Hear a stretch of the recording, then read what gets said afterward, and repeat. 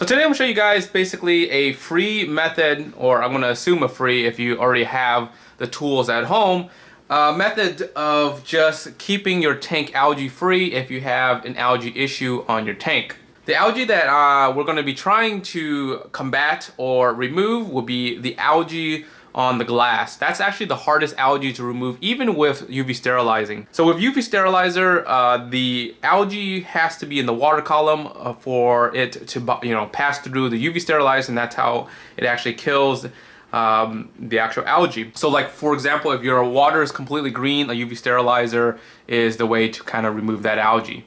But when algae is grown on the wall, it's basically impossible for that algae to be destroyed unless you have algae eaters or if you scrape it off. The method I'm going to explain to you guys is probably the cheapest and the freest way, but it does take some labor. So the only tool you actually need is some sort of razor blade or some sort of algae scraper. Now if you already have it, this method is completely free.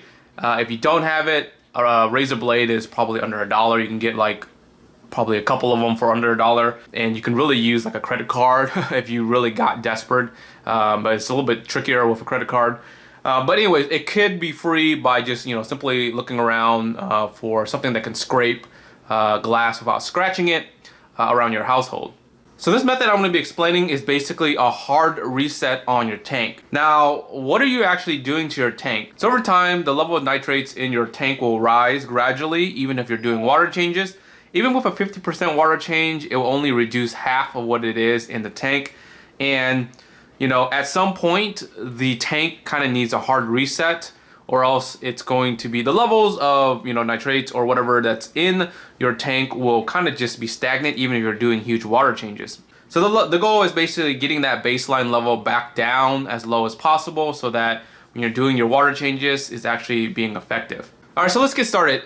It's a 3-day process, so it's perfect for over the weekend. You can start on a Friday night and you can finish basically on a Sunday. So on day 1, the first thing you want to do is you want to scrape as much of the algae on the sidewalls as possible. So what you're trying to do is trying to get a majority of the algae. Again, you don't have to hit every spot and every nook and crannies because you actually have 3 days to scrape everything off. So go ahead and do probably like maybe an 80% scrape on all the walls. If you have some, certain areas, just go ahead and leave it. It's not the end of the world. Once you have everything scraped, go ahead and do a huge water change. When I say huge water change, this means do a little bit more than what you normally would do on your tank. So if you're doing a 50% water change, maybe do a 70 to 80% water change. If you do a 20%, maybe do a 50% water change. What you're trying to do is you're going to do a little bit more than what you normally do, but you're not trying to shock the fish by introducing a completely brand new parameter. And this is why we're spanning it over 3 days. You don't want to, hurt your beneficial bacteria. You don't want to give your fish any shocks as well. This next step is optional, but I like to use hydrogen peroxide to actually kill like any algae that's going to be stuck to equipment, to the sidewalls, where it's really hard to scrape, and actually will help eat and destroy that algae.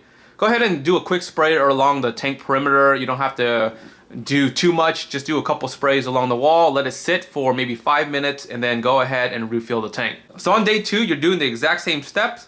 Go ahead and scrape whatever you didn't scrape before. Again, it should be a lot less work this time around.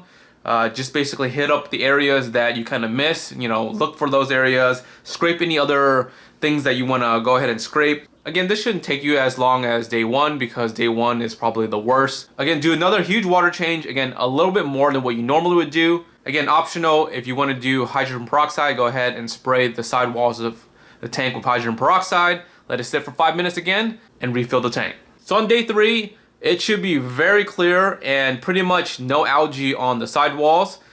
Again, you're going to do the same steps. Go ahead and scrape anything that you missed on days 1 and 2. It should basically be almost nothing. Go ahead and do a water change. This time, you're going to do a normal water change, what you would normally do. So if you do a 50%, go ahead and do a 50%. If you do a 20%, go ahead and do a 20% water change.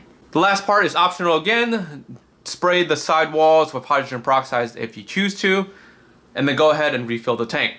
Now I'm going to add in day 4, which is optional. I did not do it in this video because this tank already had a filter change. Now if you haven't cleaned your filter in a very long time, this is a great opportunity to do that. It's basically you're resetting everything, and everything in the tank will come out nice and clean.